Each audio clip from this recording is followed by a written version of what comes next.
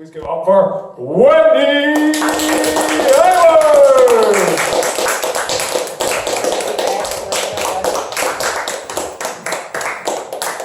Take a second to this, and then I'm going to sit down because it makes me less nervous and less. You know when I've got a glass of water delivered by my Prince Charming, I forgot about it as well. So, is this going to work? Is this going to be about the right height? Is everybody okay? Can you see me? It's kind of blocking my face a wee bit, is it? Kind of, you know. We're okay, we're fine. So, anyway, can you hear me okay? Yeah. Yeah, that's cool. Okay, so well, thank you. I felt sitting would be better because it feels like I'm more like a living room kind of gig sort of thing. So, you know, it feels like you're in my house and I'm just like, ooh, hello. But normally people in my house know me already and I don't have to start with kind of basic introductions. So I am Wendy. As far as I'm aware, that's who I'm currently identifying as. I could be fucking anybody for all I know.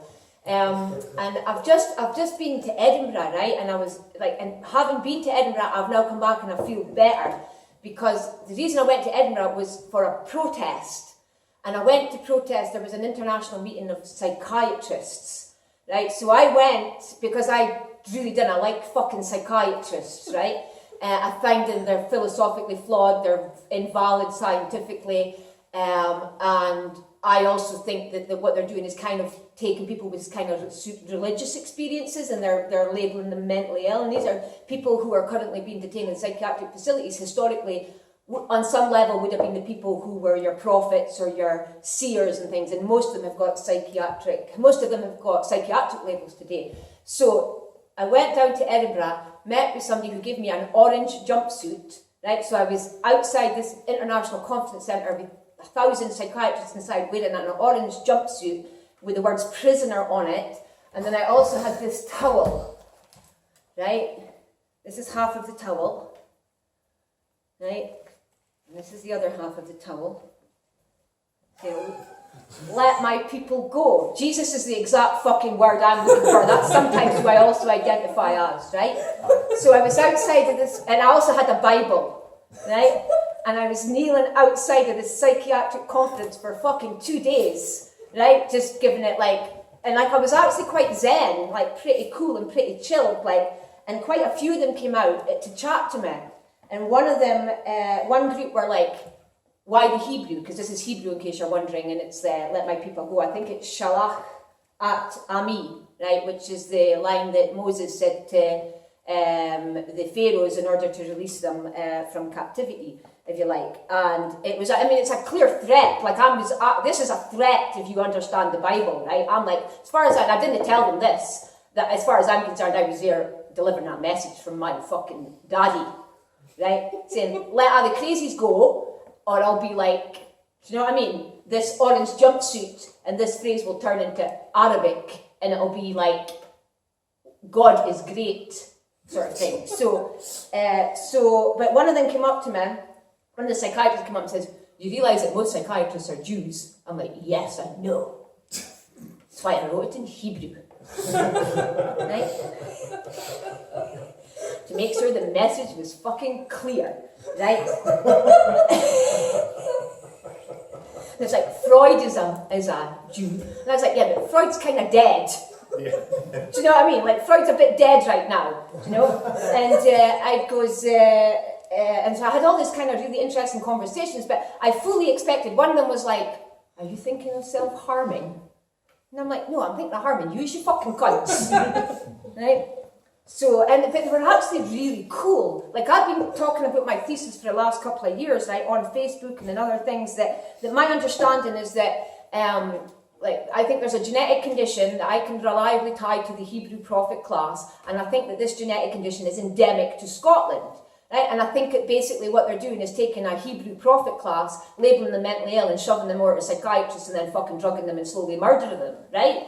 And I've been writing this on Facebook for the last couple of years and nobody can look me in the fucking eye, right? And then the psychiatrists are like, tell me more. And I'm like, okay, no problem. I'm like, have you got a license to practice in Scotland? They're like, no. I'm like, okay, here we go. Right? And so they were actually really fucking cool, right? I was kind of expecting to get really hysterical and really manic and be like fighting with them and shouting with them, and they're like, well, no, that makes kind of sense. I'm like, so you admit that you're rounding Jews into fucking concentration camps, basically? They're like, well, I wouldn't go that far. That's not how I would put it. I'm going, well, that's how I'm putting it. So anyway, so that was fine. So that was a couple of days in Edinburgh I was doing that. But then I took this to a stand-up gig, like the Monkey Barrel gig. And then, like, I have problems with memory and I have problems with, like, explaining myself. So I was confusing things I actually did with things that I imagined doing. So I created the impression at this Monkey Barrel gig that I was actually in an orange jumpsuit with my rucksack on, going Allah Akbar. Do you know what the fucking thing? Like, because I've got an inability to kind of properly explain the difference between my imaginary, what I'm imagining, and what is kind of real. So basically, they didn't like me very much in Edinburgh because they thought maybe I was going to want to blow their fucking city to fuck. Which it wouldn't be me, it would be my dad. It's quite funny, you definitely whether I laugh or cry, right? But it was pretty amazing, like, because they were coming up and asking what the Hebrew meant and everything. It was like, I've actually never honestly had a proper conversation with a psychiatrist, because normally they're in a position of power over you. And if you answer their questions honestly and you're kind of straight with them, then they can, like, often they'll twist what you say in order to make it seem like you are able to be detained, right? When they've got this kind of power and you're actually with the Holy Spirit often, right? So they will all sometimes say to you, what was one thing they've asked me once? Yeah, are you sometimes happy and sometimes sad? And I'm like, yes, because I'm not a fucking robot like you fucking schizo bastard, right? But the question that they should be asking is, like, do you have periods of elation followed by periods of extreme despair for 2 weeks or more? So if they're asking people, are you sometimes happy and sometimes sad, and then ticking the box for manic depression and ticking you in and fucking drugging you, then there's something to fuck, right? Something really to fuck with them. Another question they've asked me once is like, do you hear voices? And I'm like, well, of course. And they're like, because I'm not deaf. Right? And they're like, no, I mean, like, do you hear voices that nobody else can hear? And I'm like, well, yeah, my hearing's pretty good.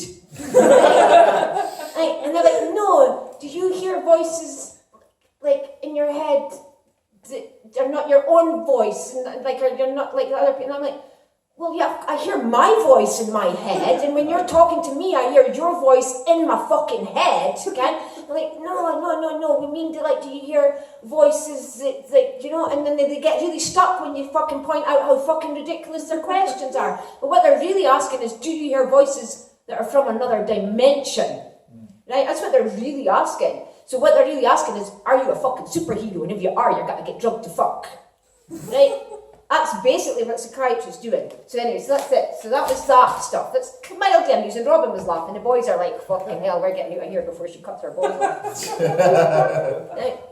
Now, the other thing I was like, because I've had a lot of memory wipes, right? Because I'm not joking, I have these states of, I go into altered states of consciousness and experience other realities and other realms and other stuff, and which I think is tied to my genetics, which is tied to this genetic gene that's, so basically I'm like descended from the same people that wrote the Bible, right? Like if I have this genetic condition called porphyria, Mary Queen of Scots had it, etc. So, and it can be misdiagnosed 150 different conditions, but the latest episode came because I had a fucking, I told the dentist I thought I had porphyria. Please don't give me anything that's unsafe for porphyria. He then put in a substance, filled my tooth with a substance specifically toxic to people with porphyria.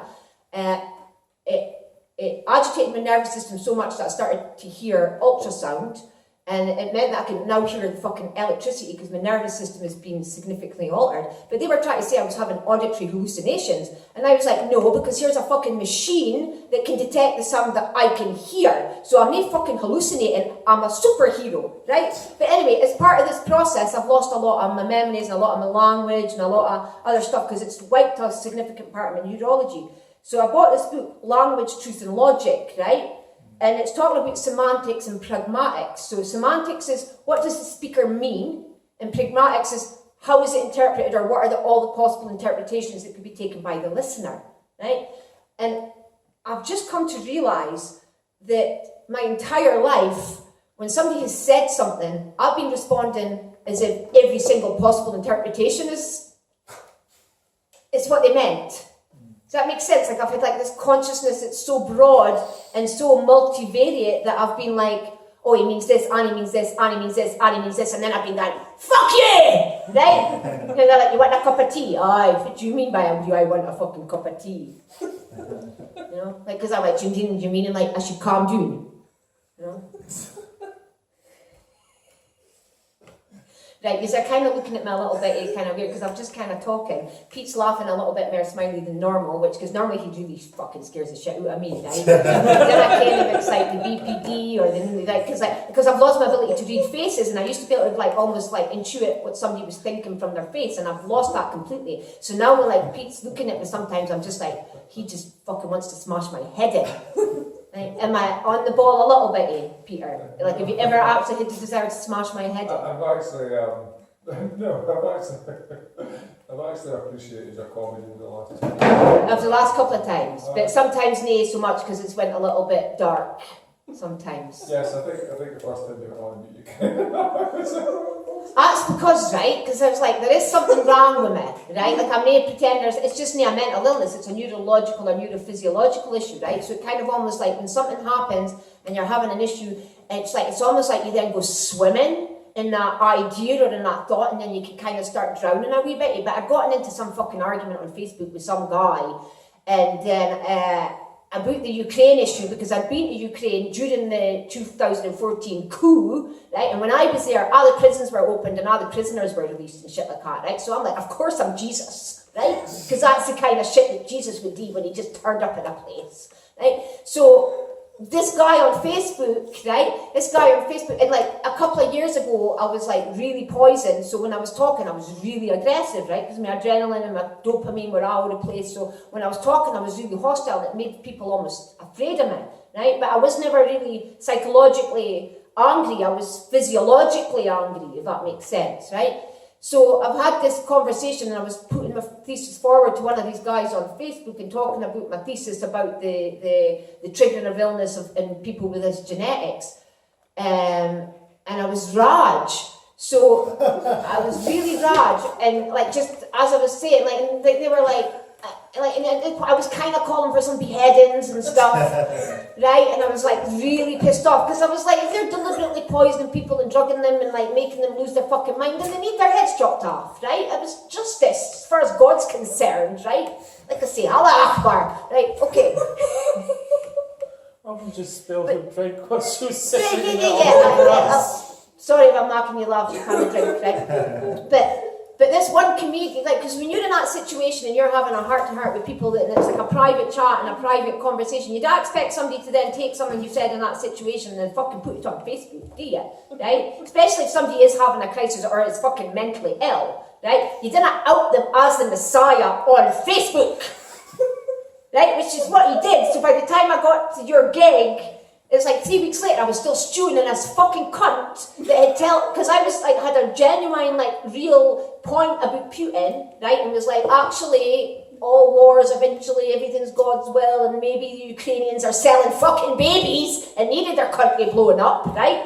So, sorry, is that a bit far? You didn't like that, but that's actually happening, right? So they're breeding women and selling their babies, right? So it's you kind of need a fucking revolution in that situation, right? If you're selling fucking children, right? So anyway, so I had put on Facebook something about the fact that this was more than what the propaganda was and about what was happening in Ukraine, about this stuff like that. And this guy put, well, I don't listen to Wendy because she's mental and she thinks she's a fucking messiah. I'm like, well, that's not a valid argument. Right? The valid argument is to actually argue my point about whether there needed to be some kind of fucking war in Ukraine for them selling babies. Right? So that was it. I'm sorry, Peter, that was why the gig went like that, because I was because some comedy cunt that I knew well that should have loved me. He was my Judas in that moment. I told the world I was Jesus and I wasn't ready to reveal it.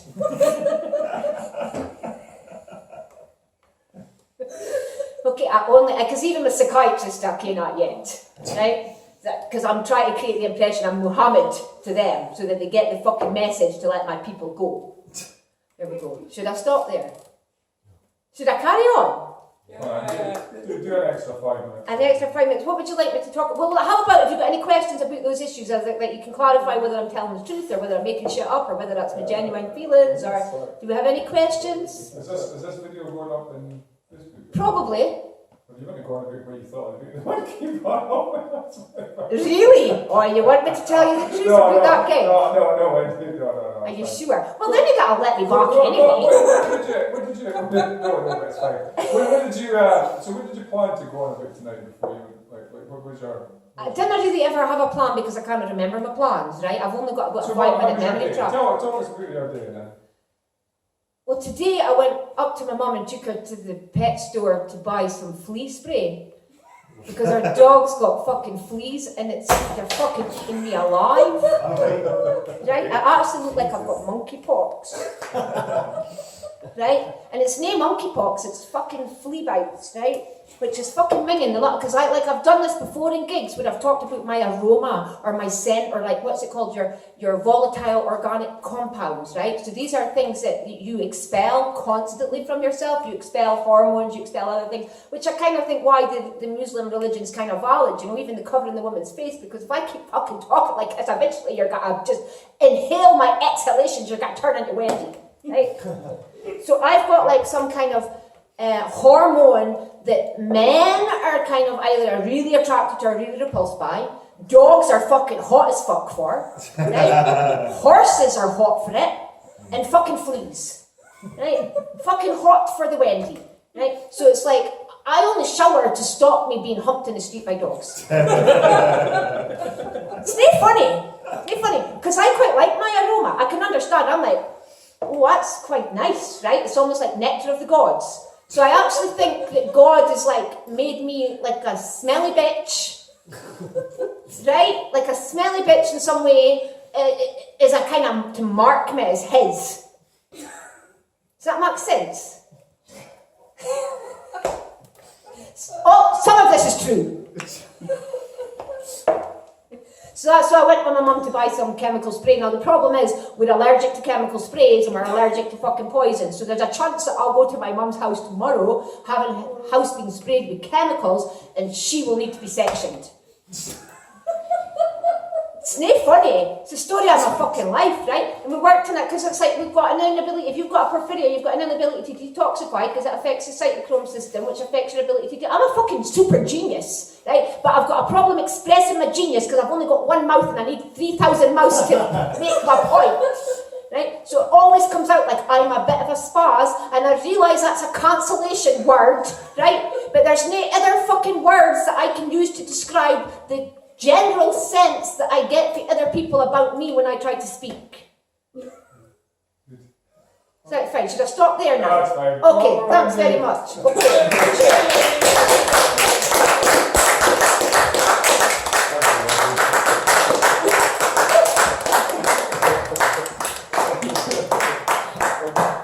Well done. Thank you very much, Wendy.